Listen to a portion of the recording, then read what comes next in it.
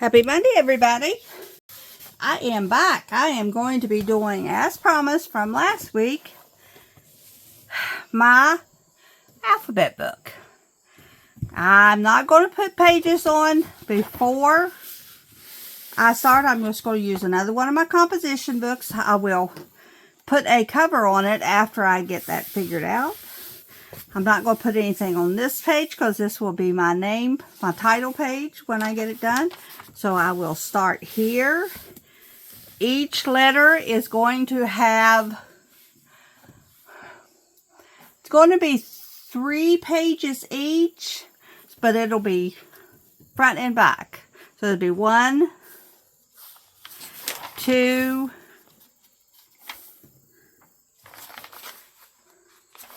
3 pages of A's, nothing but A's. Then we'll get to the next one and we'll put the B's in and so on, so on, so on. So we're going to start here, and because I want my letter to be in the top right corner of all of my pages, I'm going to start with that. And my letters come from a poster that was supposed to go on a teacher's board. This is animal letters, so each and one of my letters that I put in will reference an animal that begins with that letter. And this one, of course, is ape. Get my glue started. You know how glue is. Get it down to the bottom here. Try to get as much of it as you can. This is a little bit thicker paper. That is one reason I'm not putting an extra piece of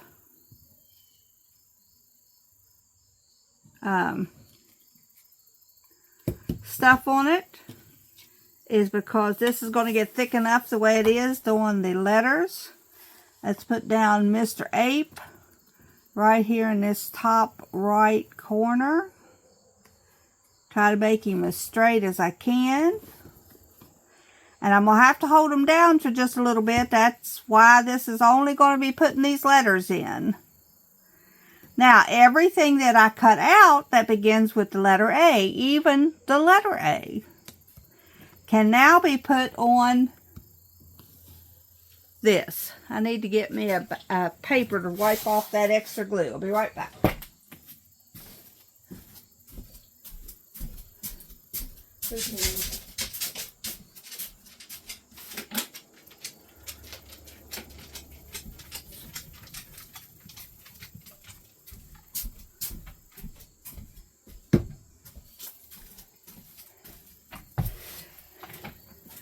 This not only gets the extra glue off, it's just a wipey, but it also helps you to secure it down. Sometimes you have to give glue just a little bit of grab it moment. All right, there's my letter A. Now that was 1 page, this is 2, this is 3, and now we're going to put our B in. And the B is for a blue whale. Can you see him? Right there. Blue whale.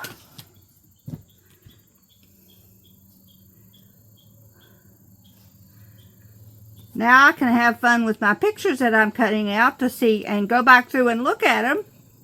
Because I've been doing this for about a month now. So I have a ton of pictures. Let's put the B here in the top right corner. That's so as I'm fishing through the pages, I can make sure that I come up with the right one to put in the right spot. Ain't he a cute whale though? When I seen these, we was at our flea market.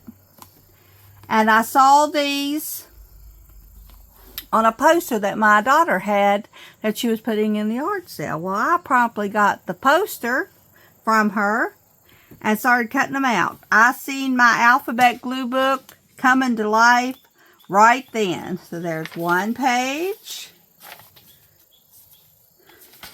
2 page, 3 page. The reason that I figured each page is 3 page, or each section is 3 pages long, is because it's 80 pages.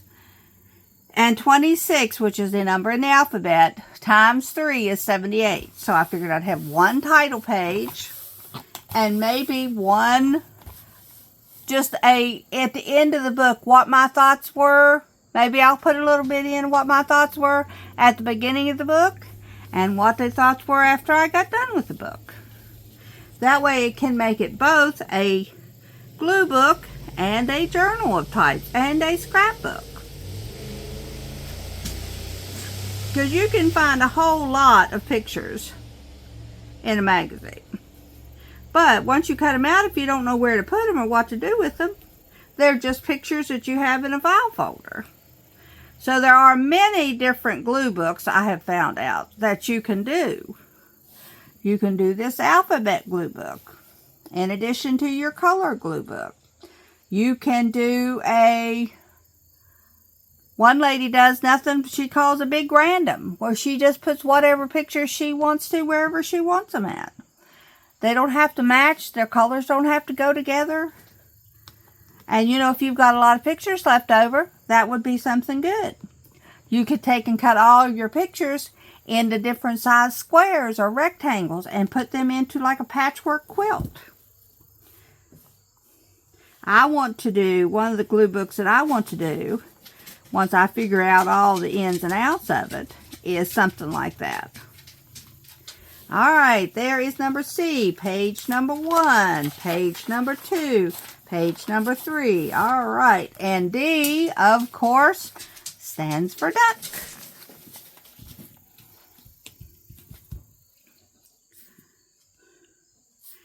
The end of this month, the next video that you watch, I am hoping to do a couple of pages in my color book and then to put in a couple of pages in, or a couple of pictures in this. If I'm lucky enough to find one for each letter, I will. If not, I will put pictures, 26 pictures in this, whether it's 26 of all the same letter or 26 in total. But I'll find me 26 different lettered things to put in this glue book. That'll be my next week. I'll put in some more, maybe some more in one of my colors, or maybe start another color page, and then do 26 items, put 26 items in this alphabet glue book. That is so cute though, guys. Okay, so that's page number 1, page number 2, page number 3. And here we are to the E. And of course, the E represented by an elephant. What is your favorite animal? Wild animal, I should say. Mine would probably be a panda. I think those are the cutest little things. Although I do watch all the monkey videos that they put up on YouTube. Monkeys can be the meanest mothers on the planet, or they can be sweethearts. I think that's representative of just about any species that you talk about, but I was like, oh my goodness. And obviously she knew what she was doing, but yeah, they can be quite mean. But they have such a order in their, wherever they're at, that the different, different stages of the government, I should say. You got the big guys that calls all the shots, and then you've got the ladies that take care of all the kids. And then you got the kids that want to be brats. 1 page, 2 page, 3 page. Now we're on to F. And of course the F is represented by a fish with its fins up in the air. That's a cute picture.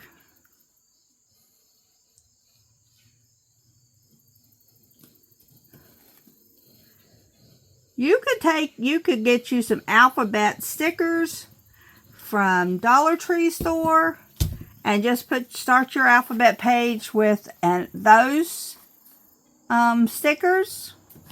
You can get them at Walmart. You can get them just about anywhere. You can get them off Amazon. You can write it. You don't have to have this. You can simply write the letter at the top of your page.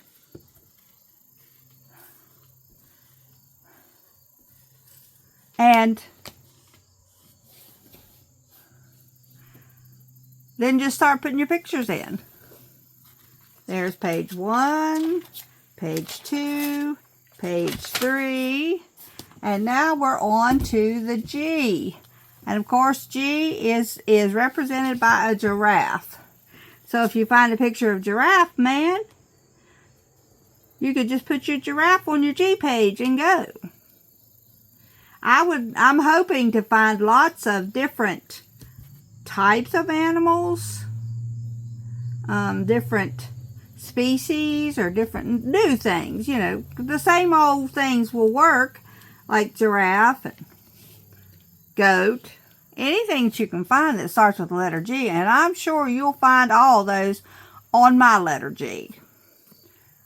But we might find a new species or a new, step out of our comfort zone and look up new ones. I might find something in a National Geographic or a nature book or something that starts with the letter G that I now want to put in my G book. 1, 2, 3, and now we're on to the letter H. And H is going to represent a honeybee with its little honeycomb.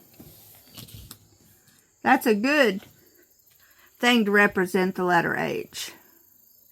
Bees are something that I have always been terrified my whole life, but until recently I did not realize how important they are.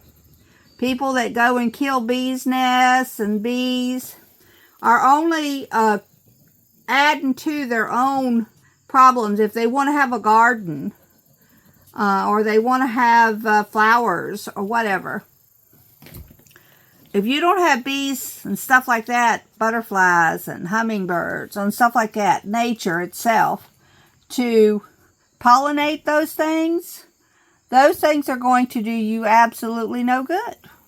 Because they might flower. Of course, that's what vegetables and flowers do, is they create a flower. But they're not going to be able to produce any fruit or replicate themselves. Pollination is important. Flowers bring the pollinators in, and pollinators create your cucumbers, your tomatoes, your green beans, I was lucky this year. I had a pretty good bit. I had watermelons, but none of them ever got bigger than a softball. So you can't really eat them for watermelons, but my chickens love them. 1, 2, 3. So now we're on the letter I. And I'm thinking this is an iguana. We used to have one of those. Big old honking thing. We had the cage set up in our bedroom. Why I wanted that thing, I have no idea. My daughter now has 2 new bearded dragons. She called them Sunny and Stormy. They're the cutest little things. I don't know why well, I guess because she lives in a place where you can't have dogs and cats and stuff. So that's her next idea of a pet. And she loves them. She's had one since she left home. Of course, we had like I said, we had the iguana at home. We had a guinea pig. We've had hamsters. I love hamsters, but hamsters only have one idea in mind. Let me out, let me out, let me out. And once they're like a hermit crab, we went down to the beach a few years ago. You could buy these cutest little old, they're some kind of a crab that crawls up into a vacated shell from somebody else, and that becomes their new home. And they're the cutest things. They will change back and forth between shells 2 or 3 times while you have them in the same year. If you have different shells, you'll see them in one time and one. We had one. My grandson had got it. And he named it Blue. Well, he gave it to me and we brought it down here. We had it in I'm wanting to say a 10-gallon aquarium. You would think they can't crawl up those slick sides of an aquarium. You could not keep that thing inside the house. So I am saying that at some point in time, that thing has got out of my house. Now, if he died on his own, he may have. I never seen him again. He left his shell where I could find the shell, because the shell wouldn't go through the hole that he could go through. But I never did find him. So I don't know if he got out and something got him. But, yeah. Go back to the beach. Who knows? I might bring another hermit crab home. I doubt it, but maybe. Just to do a life in the day of Hermie the crab. Or Hermione. I don't know. Can you tell the difference between a female and a male crab? Now this is going to be heavy weighted on the top because I'm putting all of the letters on the top.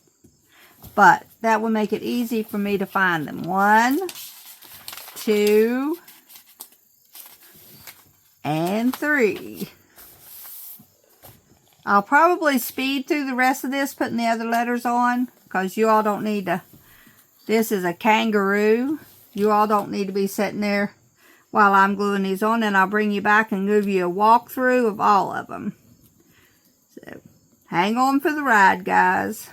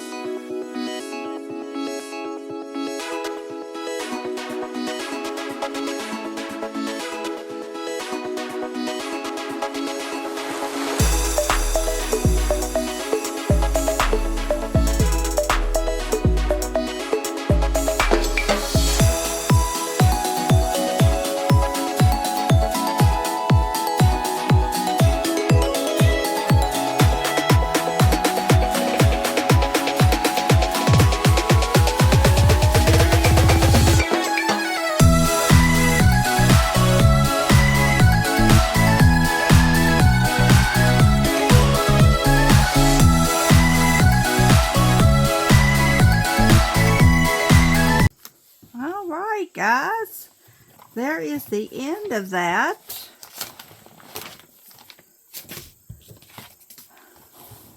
So let's go through it and see. Now you can see the top of it is thick, but as you fill up that bottom pages, that will even it out. Okay, when I put this cover on, I might make it just a slight bit larger in a piece of cardstock, so that this, as it pokes out, because it will, the more you put in it, will then be covered. And look, I have glue everywhere. Everywhere, everywhere, everywhere, everywhere, everywhere.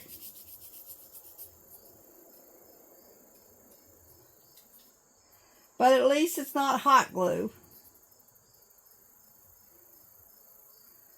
But it dries the same. And then you can just peel it off. Or scrub it off with a rag. Alright guys, let's do a walkthrough. We're going to say this is our title page. Okay, so then we're going to start with A, ape for A blue whale for blue,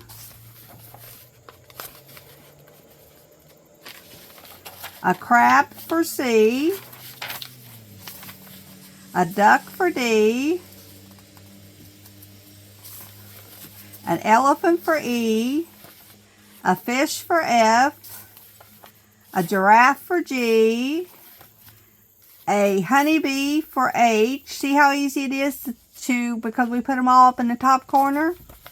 An iguana for I, a jellyfish for J, a kangaroo for K, a lion for L, a monkey for M, some kind of a newt or something for an N, an octopus for an O, a pig for a P, a quail for a Q,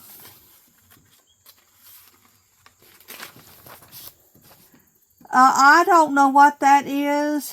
It looks like a rabbit. See its long ear? A rabbit for R. A S stands for skunk.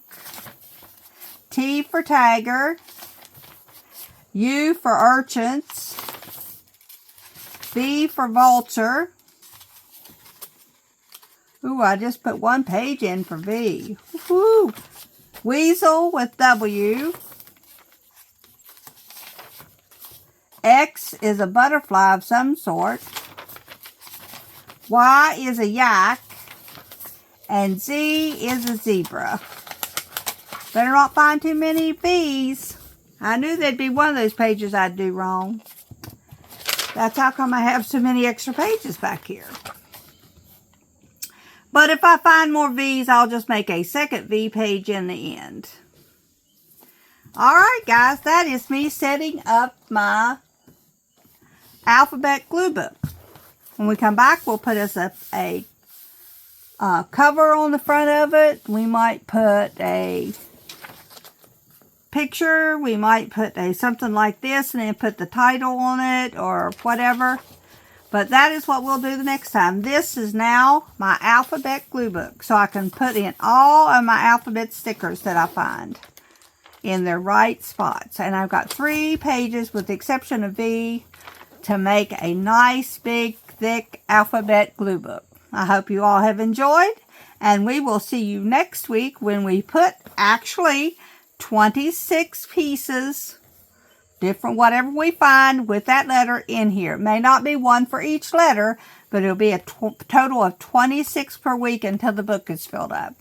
And then we will also come back in with our rainbow glue book. Since we've got something on every color page now, maybe we'll come in and start a new color page, or maybe we'll add to this color page. I just don't really know. That's the good thing about glue booking. You might decide to do one thing, decide then to do another thing. I want to start, in addition to these two, I want to start probably off camera to start with, a prayer book. My idea for the prayer book is to just flip through the pages with my eyes shut and point to one of the verses and then write it down and say what that verse means to me in relationship to the time that we're living in now.